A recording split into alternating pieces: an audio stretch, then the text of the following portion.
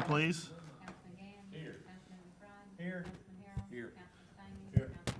Councilman Harris. Here. Mayor Burton. Here. Do I hear a motion for the approval of the agenda? So moved. Second. Have a motion and a second. Any further discussion? All in favor say aye. Aye. Opposed? Motion passes. The prayer this evening will be given by Vice Mayor Farah. Please remain standing for the Pledge of Allegiance. Dear Heavenly Father, be with us as we gather here to do the work for the city. Lead us to wise decisions, and may we always have a spirit of brotherhood and unity as we represent our city, and may we find favor in thy sight. All this I ask in Christ's name, amen. Amen. Pledge allegiance to the flag of the United States of America and to the republic for which it stands, one nation, under God, indivisible, with liberty and justice for all. Thanks, Zach. Do you hear a motion for the review and approval of minutes of the previous meeting dated October 25th, 2021? Second. Have a motion and a second. Any further discussion? All in favor say aye. Aye. Opposed? Motion passes. At this time, we'll recognize any grievances or praises from the audience. Ron, you got nothing? I'll take that as a praise. Joking. Anyone else? As far as communications for the mayor, I've got a couple of things. First of all, I'd like to read a release that came out from the Government Finance Officers Association. And this goes into towards Gail Cook and her staff. It says, Government Finance Officers Association of the United States and Canada has awarded the Certificate of Achievement for Excellence in Financial Reporting to Clinton of Tennessee for its annual comprehensive financial report for the fiscal year ended June 30th, 2020. The report has been judged by an impartial panel to meet the high standards of the program, which includes demonstrating a constructive spirit of full disclosure to clearly communicate its financial story and motivate potential users and user groups to read the report. The Certificate of Achievement is the highest form of recognition in the area of governmental accounting and financial reporting, and its attainment represents a significant accomplishment by government and its management.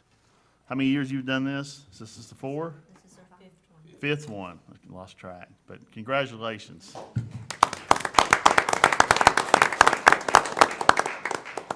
Now, it's just me, and you know, like Tom Brady, when you win a Super Bowl, it's kind of hard just to retire after you win.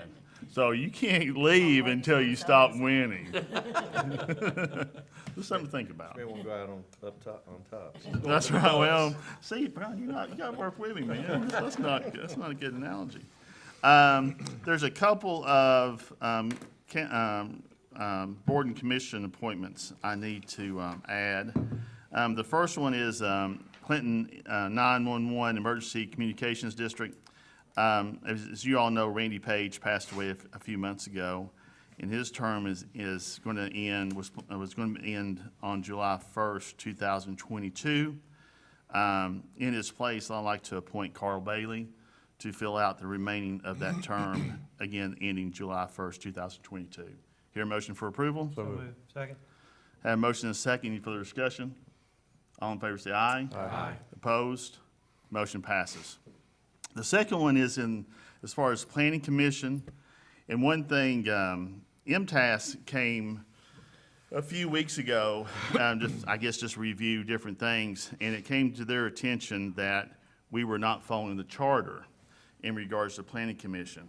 The charter states that the mayor and a council member shall be on that commission. It's not shall or may. This is shall. So I haven't been doing that. My predecessor didn't do it either. I'm not throwing Wimp under the bus. We just didn't do it because we didn't know the full terminology of that commission. So I need to replace Richard Sneed in that position for the remainder of this term. So I'd like to ask that I be placed on Planning Commission as mayor, term ending November 30th, 2022. Hear a motion for approval? So moved. Motion, Second. and a second. Any further discussion? All in favor say aye. Aye. Opposed? Motion passes. Last but not least, a lot of things going on for Thanksgiving. I just want to invite anybody, everybody. This is a men's breakfast, so I guess I'm just inviting the men. But the Memorial Methodist Church has had a men's breakfast since for over 50 years, I guess. And last year was the first time we didn't have one. Prior to so World War II. Prior to World War II. And so we're starting that back up. And I'd like to invite anybody out there that'd like to come and share fellowship and good breakfast. Please come on Thursday morning at 8 o'clock at Memorial Methodist. And we This- have a guest speaker, the Yeah. battalion commander from Fort Campbell, that's an Anderson County native. Yes. So if you can make it, please come. Good. And that's all I have, and we'll move on to the committee reports.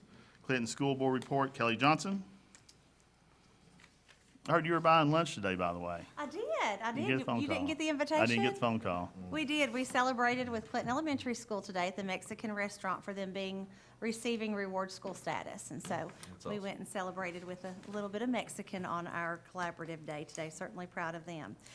While we're handing out financial awards, we are so proud of Gail Cook, and we've always said that Gail and Scott Ray are a good team. But this past week, it was the annual TASBO conference, which is Tennessee Association of School Organizations. Business officials. I may have sent that to Ken wrong. We might need to correct that, Ken. But anyway, he has served as, he's the past president of this organization. But much to his surprise, at the last day in the closing ceremonies, they called him up and they have awarded him as a 2021 James D. McCullough Distinguished Service Award winner. So that is given to one person who deals in school finances across the state. So he received that award this week. So we are super proud of him. So You know, when I first saw that on Facebook, I thought it was a mug shot at first. It's like, what has Scott done? He did say that they caught him off guard, and he said that as they were talking about the person, he realized that it was him when they heard the word nugget, because that's what he calls his daughter. And he had a big brownie in his mouth, so he was trying to walk up there and clear his mouth of brownies before he received the award. So a couple of other quick announcements. We were blessed last week, as you know, Clinton Christian Church sold their building where the new Wendy's is going. And so Clinton City Schools was invited to their church service at the community center last Sunday. And they've taken the proceeds of all the proceeds from the sale of that building and are donating that to a variety of different organizations that they feel like is going to further their mission. And they graciously donated $50,000 to Clinton City Schools for the sole purpose of helping us address students in need. And so that $50,000 will be solely used to help students who are in need of clothing, in need of food, in need of instructional supplies. It's going to go towards, they agreed that a portion of it could go towards the Blaze for students who can't afford the fees or the tennis shoes or anything of that nature. And so we just really appreciate Steve Clapp and their I guess their trust in us that we will be good stewards of that money, which we certainly will use that money wisely, but it will be put to good use at Clinton City Schools. Also wanted to let you know that the Daddy-Daughter Dance is back on. So the Clinton Rotary is going to once again reinstate the Daddy-Daughter Dance. That will be on February the 12th. You may purchase tickets. I think we've got the link on our Facebook page, but it is also on the Daddy-Daughter Facebook page as well. We returned, the school board returned from the annual TSBA conference this week, where Clinton City Schools was honored enough to be asked to hold 2 breakout sessions and be presenters. One was during COVID, we received the Tennessee School Board Association Award of Excellence for our Blaze Well-Rounded program. And so they invited us to come and share out the success of our Blaze Well-Rounded program with other school districts across the state. So ET accompanied us on that presentation, and it went really, really well, but we were able to showcase how that program is impacting the self-confidence of our kids, the involvement in school of our kids, but also academic achievement in the classroom. And then we also, as part of COVID, we installed something called audio enhancement in each one of our classrooms, which is basically a surround sound system in each one of our classrooms. It doesn't necessarily make the teacher louder, but it equalizes her voice across the classroom to where if you're in the back, you hear instruction and you hear phonetic sounds and you hear those foundational skills equally as clear as if you're in the front. And that has been a very powerful tool that our teachers have been implementing across the district, and so we were able to showcase the success that we are having with audio enhancement. So we're off school. This week, central office will be open tomorrow, but kids are home until next week. When they get back, we'll begin our mid-year, believe it or not, benchmark testing. And so things are just going extremely well. Any questions for me? Any questions for Kelly? Congratulations. Yep.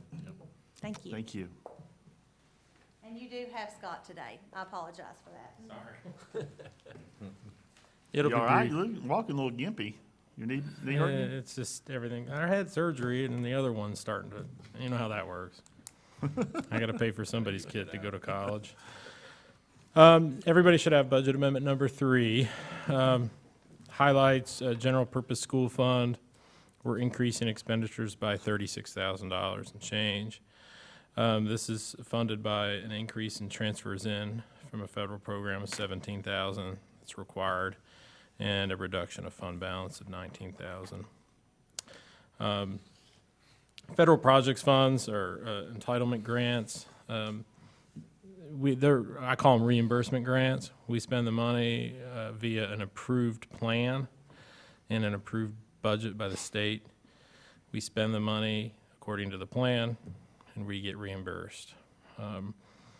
The supervisors, and Kelly and Jamie Jordan, Suzanne Oliver, and Lori Collins, along with the principals, they develop the programs and the plans that align with those grant funds.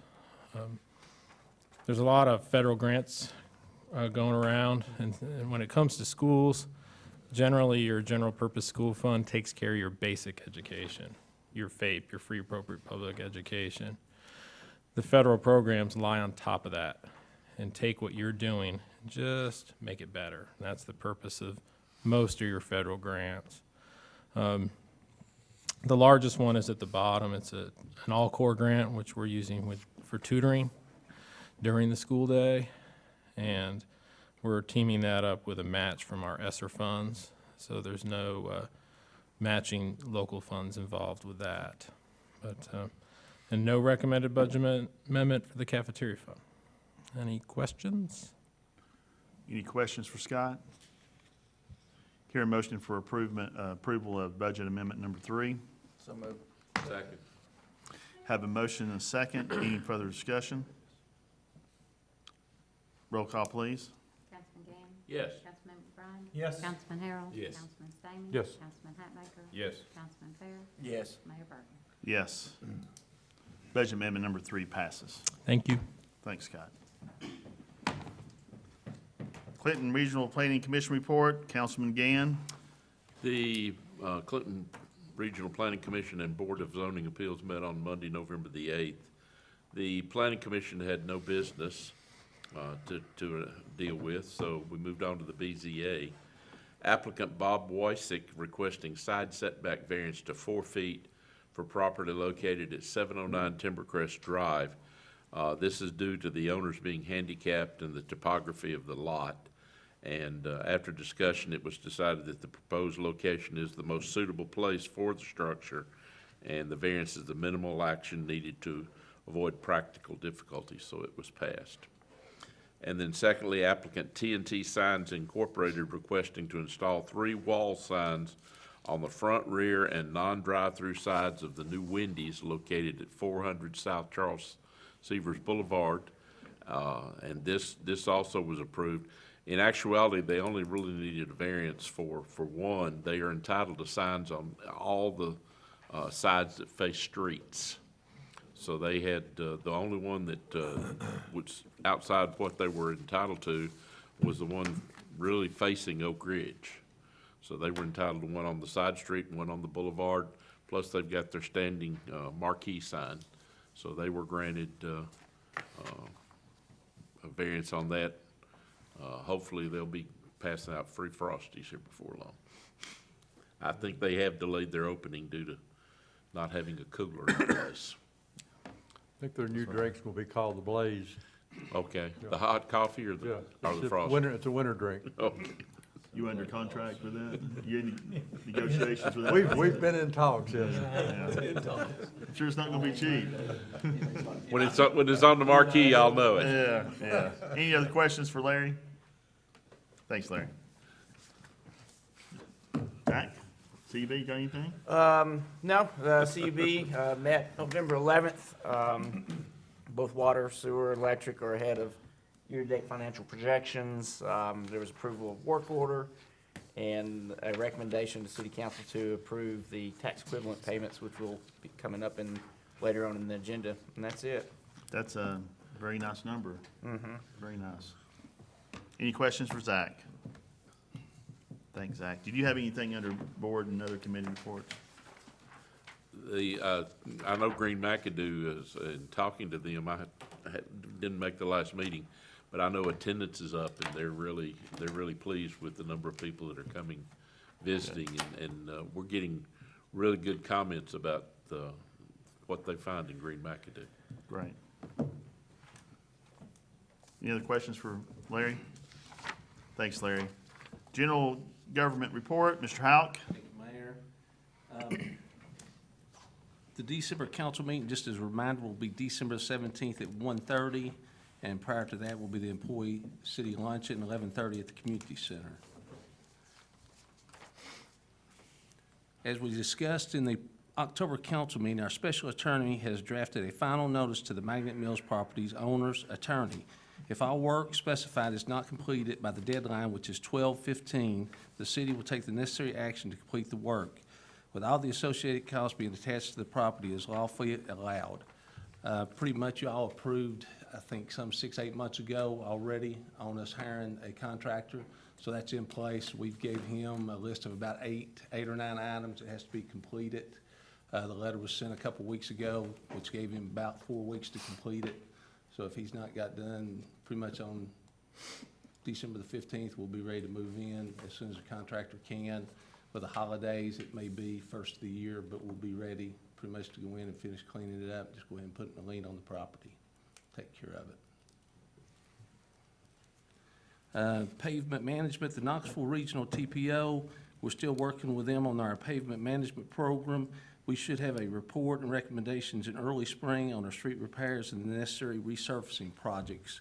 And this is, as you remember, a grant we got through them that's paying probably 85%, where they'll come in and actually reevaluate all our streets, kind of give us a best practice and something they'll reevaluate each year on kind of the conditions of our streets, and they prioritize them. So we should have something March, April, kind of where we go, be ready to do some paving, probably spring, early summer. I'll just step in there if you don't mind, Mr. Howe. One of the places that Mayor Burton has got me involved with is TPO. And these assessments and evaluations are tremendous. We're one of about five cities, I think, in East Tennessee that did that.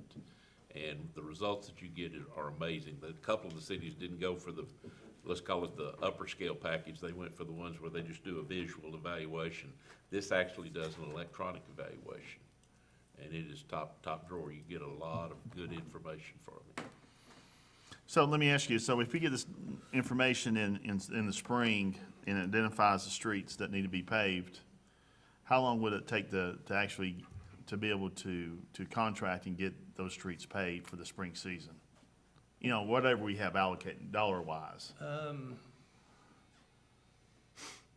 mean, probably 60 days, I would say. I mean, pretty Okay. quickly. I But just one didn't- thing with this program, it may be they come back and with alternative methods instead of just paving them. I mean, there's other things out there, that we've not done before. We've looked at them, but there's some other best practices of other methods that could be, I want to say cheaper, less expensive to expand the life of a road that may be easier and better to use. So they'll give us those options also. So this will help with efficiency and Yes. organization. And it's something, once they do the initial evaluation, they'll give us a continuous evaluation of it. Okay. Thank you. General government, city boards and commissions. As discussed previously by council, city staff has completed an initial review of various boards, commissions, and committees currently in place. Some of these boards are established by charter and cannot be changed except by charter amendment. Some are established by ordinance and require an ordinance to change, and others are mayor and/or council appointed. Some were established for specific purposes or projects and may now be obsolete. Based on the directive of council, it is suggested that staff further review these various boards with further recommendation to council regarding the continuation, restructuring, or disbanding. Any boards and/or commissions established by ordinance regarding housing, utilities, and zonings would require a review and recommendation by council backed by those established boards. I think this is something that was brought up by Councilman McBride several months ago. It's took us a while to kind of put it together. Bill actually found a memo where the same question was brought up several years ago, and he kind of took his old memo, tweaked it a little bit. We provided it in the council packet, talking with MTAS several weeks ago, and that's when some of the other stuff come up with Planning Commission and looking at it. If a board is created by ordinance and deals with housing, zoning, or utilities, it has to go back to that board, and which was something that educated me actually too. It has to go back to that board for recommendation back to council instead of staff before council can act on it. So that's one thing we learned in the process. So, and what prompted me at that time, a few months ago, was I think a lot of these committees, I mean, I'm on the elder citizen committee as a council member, and if that is required by something, I mean, I think that's fine, but we've never had a meeting. And again, if it's something that's required for grant purposes but I did the math and I looked, there's over 100 different people serving on committees, which I'm good with citizens serving and people serving, and they need to, but I'm afraid sometimes we have some folks serving who really don't want to serve, but then you have some folks who really want to serve and be active, but they're on an inactive board or an inactive committee. And I think sometimes that you can take up some good people on some spots that are not necessary. I don't know if that makes sense or not, but that's kind of my rationale. But, and if there was something set up in, 1970 or 1990 or 2000 for the purpose of a grant, and we're required to keep it, let's keep it. But if we're not, I mean, I just think that you have to go along every now and then maybe and do some housekeeping on those items. So, I mean, I guess, what do you need? Is this something you're gonna do? Do you want a motion? What do you? Probably just directive from council, whether, And see what everybody, I mean, do you need a motion in a second before we discuss it, or you just want, how do we wanna? I think we need a motion in a second. Okay, I'll make a motion. That we proceed. That we proceed in the direction in which you've spoke of. And I'll second that. Have a motion and a second. Any further discussion? So that's kind of my thoughts. And again, it's not that anything bad, but if we got two committees that we don't need or two Yeah, it's boards, just a review of yeah. where are we, and give us a status report and a recommendation. Are there committees that are not meeting? Are there committees that have never met? Are there committees that seem to overlap with responsibilities? Yes.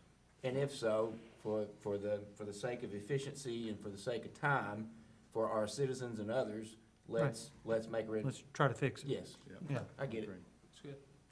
Any further discussion? Were some of these committees, were they created, Mr. Howard, just to maybe apply for a grant several years back, and then maybe didn't look at the committee again after the grant was got, or maybe didn't even finish the completion of Some it? of them were, some of them were over the years that I've been here. Some of them, of course, were created by charter that we Right. can't, well, I say we can't. If you open the charter back up, which I don't recommend, you could. Some of them as you said, were created for certain purposes. Sure. Looking at grants, the tree board was one we created a few years ago to look at that status. Some of them, as Councilman McBride said, 4 or 5, I don't think have ever met in my 34 and a half years here, so I couldn't answer that question. So that would probably be the ones that we look at. Sure. And see more detail what the purpose of them are. My understanding is, E.T., I think you hit around that, but I think when we apply for the grants, receive the grants, it's required to have those We'll have it. boards. Right. But So look if we back- had it 30 years ago, do we still have to have that? I think that's the question. Gotcha. Okay. Okay. Any other discussion? All in favor, say aye. Aye. Opposed? Motion passes. Thank you, Mayor. TIF zones and policies. As we discussed several occasions, there is a desire to amend our current tax increment financing TIF program policy to expand for non-industrial developments with a smaller capital investment threshold within defined areas of the city. In accordance with our discussion, we have drafted an amendment to the current TIF policy to allow for certain projects with a minimum $500,000 capital investment within the areas of the city. These areas are defined in an overlay zones in the downtown area and the South Clinton Business Corridor. It is our recommendation that council approve the TIF policy amended and forward it to the Anderson County Industrial Development Board and the Anderson County Commission for review and adoption. When adopted by both bodies, it will be brought to council for final approval. So kind of what happens, what we've presented to y'all tonight is kind of just a recommendation. Once, if y'all are good with it, and Bill has put a map in there with kind of the overlay zones that we recommend, and y'all want to discuss them, we can change them. If this is what you all want, I've talked to Chairman of the IDB, which is Bear Stevens. He will bring it up at their next meeting. They'll actually draft the policy. It'll actually be the policy of the IDB, and then they'll bring it back to both the city and the county to pass in resolution form. We will still have our other policy in place that's outside of these 2 overlay zones, which has to be a $3 billion project. And this will be just for the downtown, more or less, I think from Weaver Street to Clinch and Main, from the Clinch River to Hick Street is basically the downtown overlay. And then Clinch Avenue, I think it goes from the new bridge to the city limits, pretty much Highway Drive to So Clinch Avenue. so it goes across, it goes all the way to Highway Drive. Yes, I think so. Highway Drive is the boundary. Okay. Yes. Well, I think personally, this is a good program. I think, those areas could need, we give them all the support we can give them, and this is just another example of that. You had the Market Street downtown area, which, hopefully we're gonna see a lot of good things happening when we start our type grants and get those going. And also with the South Clinton side, with Aspire opening up and Ingalls hopefully renovating, will encourage more businesses to come in that could use that and be incentivized by that type of grant. And these were this was a change that Rocky Top, Norris, and Oliver Springs also Yeah. made the TIF policy. Any other questions? Hear a motion for approval? Have a motion and a second. Any further discussion? All in favor say aye. Aye. Opposed? Motion passes. Thank you, Mayor. Finance, I'll defer to Gail on the finance report. You've got your sales tax report in there. The sales tax is not included in our financials this month. We did not get those in time to book those back into October, but you had a 9.15% increase this month, so we're still, looking at a little over 10% for the year, so that's a good sign. Financials looking good. Our fund balance is staying pretty constant. We're using, of course, assigned and reserve funds for the capital outlay that we're doing, so our fund balance is pretty much at a consistent level. This first month, about a month of property tax, we've collected a little over $685,000 of property tax, so that's good. We're still looking at and researching the ARPA funds. I've completed my 10 or so classes trying to figure out what we can and can't do, and we've actually scheduled a meeting with department heads to kind of do some brainstorming, and we have received the first 50%. We received it a little after the 1st of November, so it's in the bank, and we'll see how we can spend it in abatements, a couple of years to go. What's that dollar figure again? Our total is almost $3 million, so this first payment was like $1,494,000. It's Okay. just a little shy of $3 million. We'll receive that second payment in about a year from now. And then I also have budget amendment number 4, which is a couple of small additions to some capital outlay that we're doing. Do you may just go ahead and make a motion on that? Hear a motion for approval of budget amendment number 4. So moved. Second. Have a motion and a second. Any further discussion? All in favor say aye. Aye. Opposed? Motion passes. Thank you, Gail. As Gail mentioned, we have scheduled a department head meeting on December 8th and asked each department to kind of submit a plan concerning the ARPA money. And I know Councilman Harrell mentioned, that's why I wanted to say something at the last council meeting about the essential worker pay. And we've asked all the departments to include something in there on that. But like I said, I think some of the departments, at least employees, thinking we're getting $3 million. We only got $1 million, a little less than $1.5 million this time. So that's what we're basing this first round of spending on. By the way, we just received the local sales tax dollars. Did you send that just now? Somebody did. Oh, I had posted it, but I Oh. didn't have enough to put, Oh, I okay. didn't have it in time to put in the financials. Okay. Any questions for Gail? Ms. Cook, the property tax that we have collected, percentage-wise, how does that rate? Do you see a concern there, or is it above what we usually collect about this time? It's probably about the same. It always varies year by year in this month of November and then December, and you can kind of gauge it a little bit by the end of December, because everybody's trying to meet that deadline. But we're Right. pretty much where we've been every year. We've not seen much difference. Okay, good. Anything else? Very good. Thanks, Gail. Thanks, Gail. Only other thing I've gotten, it wasn't on my report, but Councilman Gann, Councilman O'Brien asked me before the meeting. Garbage pickup this week will be a little different, starting Thursday, Thursday is, Thanksgiving is one day they do not pick up, so Thursday's pickup will be Fridays, Friday's pickup will be Saturday.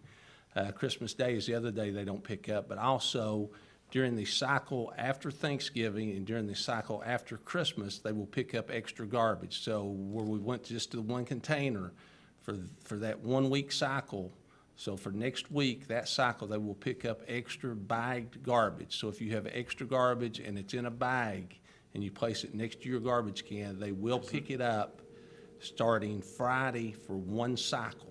So is there any specifics as far as just Thanksgiving and Christmas. Thanksgiving and So is Christmas. there any specifics as far as how many bags or? I don't think so, Bill says. I still Call Bill I Rick. still would recommend maybe doing that, a We'll go- reverse well- 911 call, just to let, the first time around, let people know. And I think we've got Instagram, Twitter, and Facebook. I think we get better response probably out of that too. So we'll go put it out there tomorrow also. Okay, that's good. Yeah.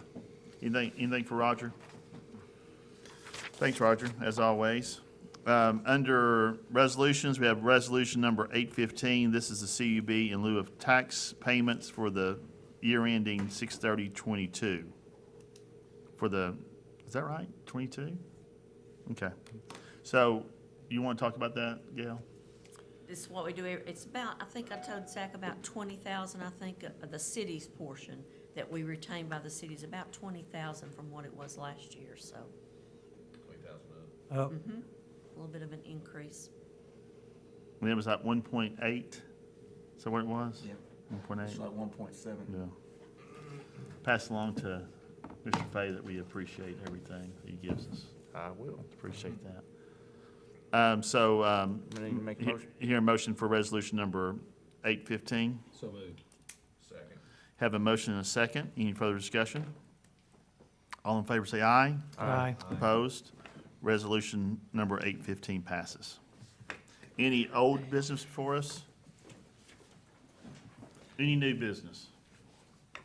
Want to remind everybody the Christmas parade is December 4th at 6 p.m. Yeah, and Catherine Burbeck could not be here tonight, but this weekend, the 27th, Yeah. we have the Market Street Christmas activities in the city from 5 to 9:30 5 to on 9:30. Market Street. The street will be closed starting at 5. I know we got food trucks and several activities We on have Market a Street. live nativity scene. Yes, Oh, it's up there right now. I think Zach's going to play a role in that somewhere. I was going to say baby Jesus. Model that baby. You're too hairy for baby Jesus. Could be the Make sure donkey that though Mary that rode when in. we close that down, that it's closer to 5 than it is To to 12. 2 or 1. Yeah. You know, I know last time the merchants were, yeah. I know Chief Well, had a I staff think meeting today, and we will do some good closures, yeah. Anything else, guys? I can't let Magnet Mills go by without making some kind of comment. First of all, I think the letter that was written was awesome. It should have been written a long time ago, like that. But I think it's left up to the city staff now to make sure that that letter is followed that specific. I mean, there's a couple of different times in there, this is the last letter, or this was your last notice, or, you know, whatever. I like that verbiage, it's very plain. Codes has got some signs made up, he's had them made up, so what we'll do, whether we can get to it December 16th, we had signs made up that we'll post, that pretty much it's And those pictures, to be trespassing. honest with you, those pictures, I didn't realize it on back in Yeah, there. back And nobody would, because you're not gonna go back in there, but lot of undone stuff there still, Well, so. And I think the signs say condemned, no trespassing, so if So, it's okay. not done, Jason will post, Good. and we'll take care of it. Anything else? Everyone have a happy Thanksgiving. Motion to adjourn? Means adjourned. Had a way to That's pretty good. work through there.